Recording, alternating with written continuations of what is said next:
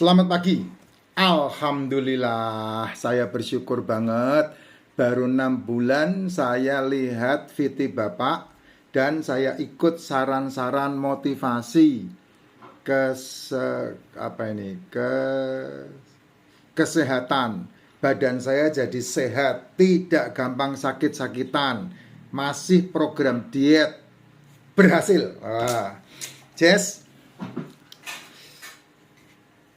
testimonial kayak begini saya replay dengan VT supaya teman-teman boleh bisa mendapatkan informasi yang luar biasa. Apa yang dilakukan sama ibu yang berhubungan dengan motivasi kesehatan ini? Motivasi kesehatan ini semuanya adalah milik setiap orang, ya. Sama seperti kemerdekaan, sama seperti kebebasan. Jangan ada orang-orang yang mau diintim. Aduh, minum dulu dah. Nanti kalau diintim, saya ributkan sama midasi, repot nanti. Ya.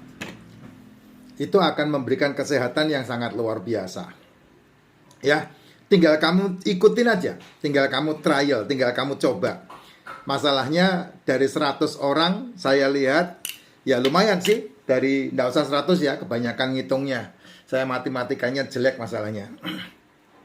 Dari 10 orang 8 ikut aja itu udah luar biasa. Sekarang ini masalahnya dari 10 orang ya, dari 10 orang itu yang ikut baru 4. Yang lain masih sibuk dengan kebenaran yang 1000 tahun kepungkur menjadi keyakinan. Itu masalahnya. Ya, kalau saya kan udah berubah. Ya, 5 tahun ini saya betul-betul merubah semua keyakinan yang 1000 tahun sudah dipatenkan itu. Di mana daging dikambing hitamkan, telur dikambing hitamkan, ya. Terus kemudian perusahaan-perusahaan atau jajan-jajanan yang berhubungan dengan gula, berhubungan dengan tepung yang merajalela, tidak karuan semua. Bahkan ya saya sempat dituding untuk berhenti ngonten segala karena bisa katanya mematikan UMKM. Yang ya saya ngerti ya, saya nggak ngerti yang mematikan UMKM itu yang mana. Yang betul adalah apa yang sekarang ini terjadi mematikan manusia. Itu yang betul, ya.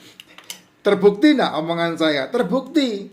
Kamu kalau melihat TikTok yang FYP di berandamu masing-masing kan kamu mendapat informasi itu. Anak umur 4 tahun kena diabetes tipe 1, anak umur 10 tahun sudah cuci darah, ada yang cuci darah seminggu 2 kali, ada yang cuci darah seminggu 3 kali. Ngeri sekali, Jess. Sekali lagi saya katakan, itu bukan penyakit keturunan, tidak ada hubungan dengan keturunan. Itu adalah penyakit metabolis. Beberapa ahli mengatakan metabolic syndrome. Itu ahli. Apa itu, Pak, yang disebut metabolic syndrome? Diabetes itu metabolic syndrome, bukan keturunan. Jantung itu metabolic syndrome, bukan keturunan. Kanker itu metabolic syndrome, bukan keturunan. Jadi ada penyakit yang memang harus ke conventional medicine. Apa itu? Ya kanker kalau udah stadium 7 ya kamu harus dioperasi ya.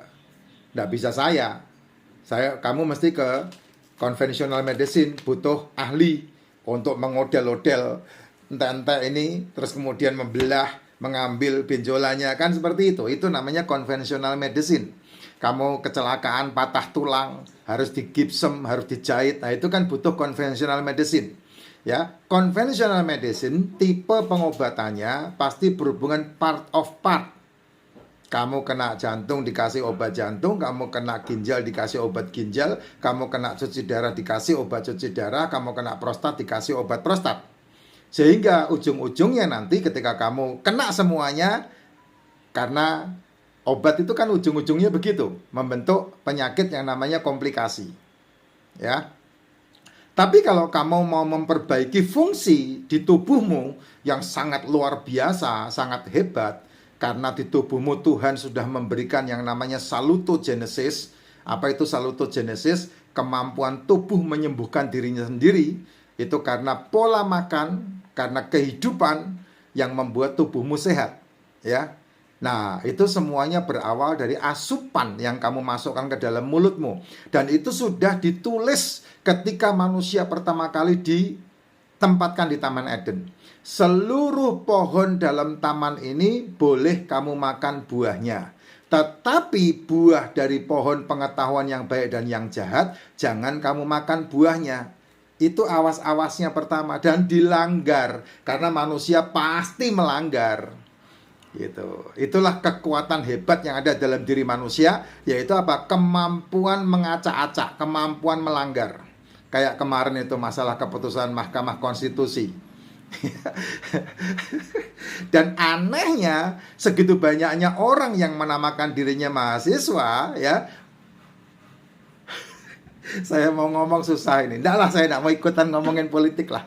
Ya, silahkan aja. Saya ngomongin masalah kesehatan aja. Ya, kita ini paling seneng banget melanggar, gitu.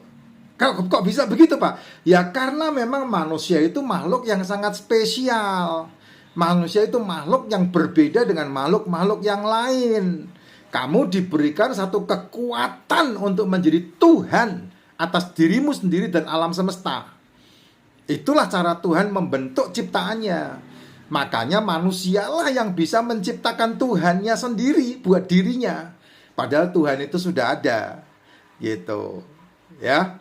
Nah, itu yang membuat kamu memiliki pikiran yang liar, memiliki pikiran yang bebas. Dan ujung-ujungnya kalimatnya begini, hidup cuma sekali, makan apa aja. Makan mumpung belum dilarang. Nah, kan itu keputusanmu akhir-akhirnya, ujung-ujungnya.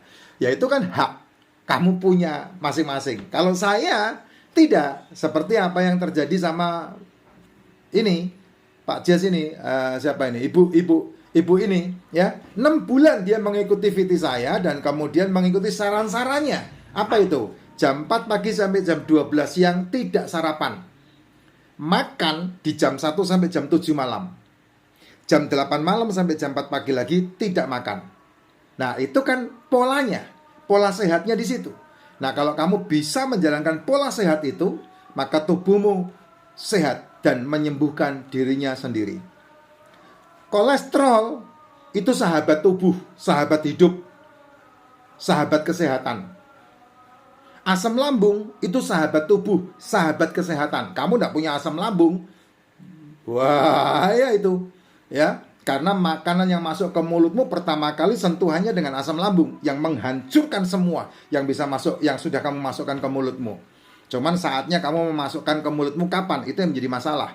Sehingga muncullah mah, GERD dan semua yang disebut, yang kamu ucapkan itu sebagai penyakit asam lambung. Ya, asam urat itu diciptakan oleh tubuh untuk kesehatan, tapi kamu benci-benci. Ya, cairan yang ada di apa itu yang bentuknya lonjong itu dalam tubuh ini? Limpa. Bukan limpa. Empedu. Nah, itu kan cairan yang bisa membantu kita untuk mengolah gula darah dengan baik. Tapi kamu tidak memberikan asupan yang sesuai. Ya, kamu tolak-tolak. Telur untuk liver kan bagus. Otak kebutuhan 30% tentang kolesterol. Kamu mati-matikan kolesterolnya, turun-turunkan kolesterolnya. Lemak yang dipakai untuk empedu, membantu untuk mengolah gula darah. Kamu tidak berani makan lemak, ditakut-takuti di sana. Nah, kayak begitu. Ini polanya, kamu bisa ikutin. Ya, makanya ini sangat luar biasa ini. Alhamdulillah, saya juga alhamdulillah Bu, bisa bersyukur karena kesehatan itu harganya sangat murah, menjadi mahal karena kesalahan pola makan yang kamu buat sendiri. Dan kalau kamu kembali ke pola makan yang benar, maka seperti yang ibu ini katakan, tidak gampang sakit-sakitan. Ya, karena apa? Karena tubuhnya menyembuhkan dirinya sendiri. Ada satu kekuatan dalam tubuh yang namanya salutogenesis, dan itulah kekuatanmu.